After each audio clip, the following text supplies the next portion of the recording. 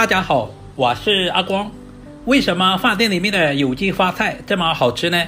其实做法非常的简单，今天我就把最家常的做法分享给大家，让你在家里面也能吃出饭店的味道。主要是操作还十分的简单，厨房小白都能够轻松的掌握。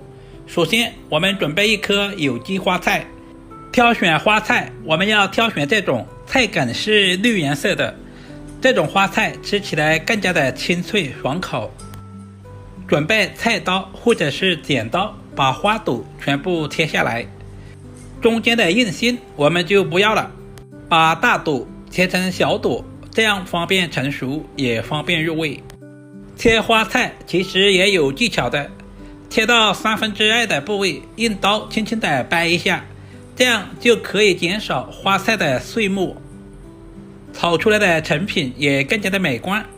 这里我们也不需要切太小，花菜含有丰富的膳食纤维以及各种微量元素，最贵的时候卖过10多块钱一斤，比五花肉还要贵。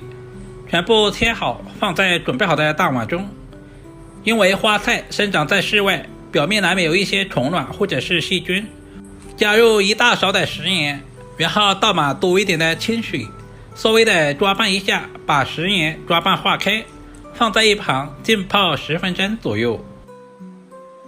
花菜要好吃，配菜也非常的关键。准备2块钱买回来的五花肉，把猪皮切下来，因为猪皮肉质比较硬，然后再切成厚薄均匀的片。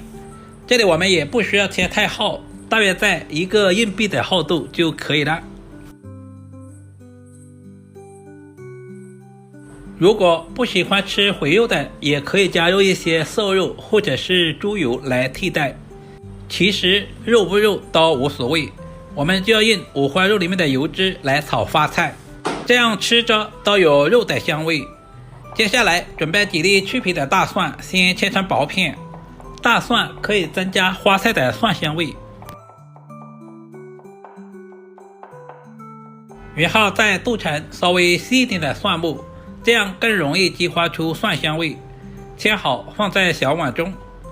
准备1小块去皮的老姜，同样切成薄片，然后再切成稍微细一点的姜丝，最后全部切成稍微细一点的姜末。全部切好和蒜末放在一起。炒花菜我喜欢放几个小米椒或者是干辣椒，把清洗干净的小米椒切成小段，全部切好和姜蒜放在一起。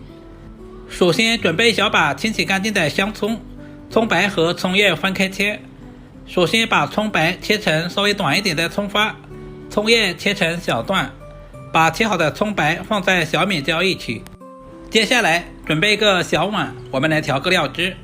碗中加入小半勺食盐，少许的鸡精，少许的白糖，然后再加入小半勺的生抽，少量的蚝油，加入少量的玉米淀粉或者是土豆淀粉，加入少量的清水，把所有的调味料完全化开。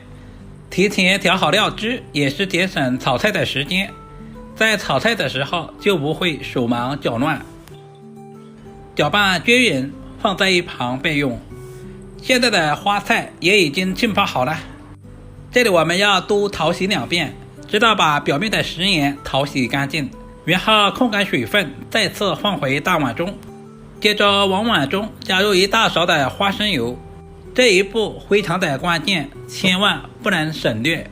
然后下手翻拌均匀，使花菜的表面都能够裹上薄薄的一层食用油。接下来准备一个蒸锅，把水烧开，然后把裹满食用油的花菜倒在蒸锅里面。我们要提前把花菜蒸制一下，这样可以节省炒制的时间，还可以使花菜翠绿不发黄。靠上锅盖，大约蒸2分钟左右。这里我们蒸制的时间不需要太长。时间到，打开锅盖看一下，哇，一股花菜的清香味扑鼻而来，闻着都非常的有食欲。现在的花菜还是原来的颜色，一点都没有发黄。把所有的花菜铲出来，放在准备好的碗中。花菜蒸制的时间不需要太长，不然的话吃起来不爽脆。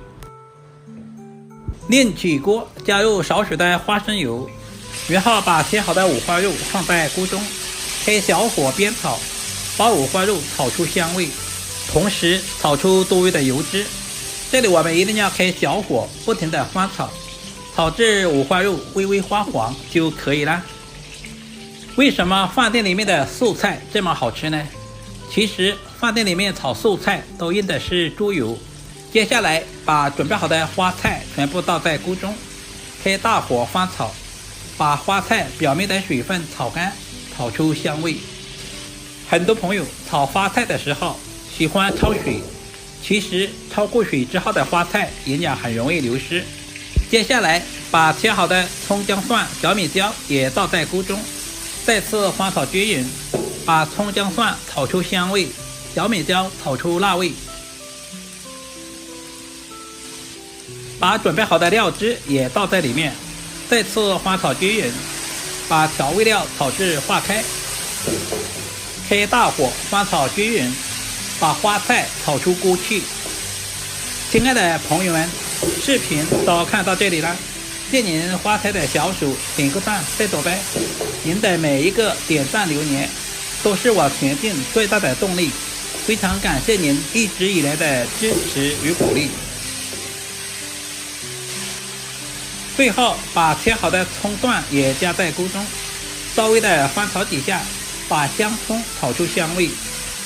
喜欢吃韭菜的也可以加入一些韭菜，一道营养又美味的小炒花菜就这样做好了。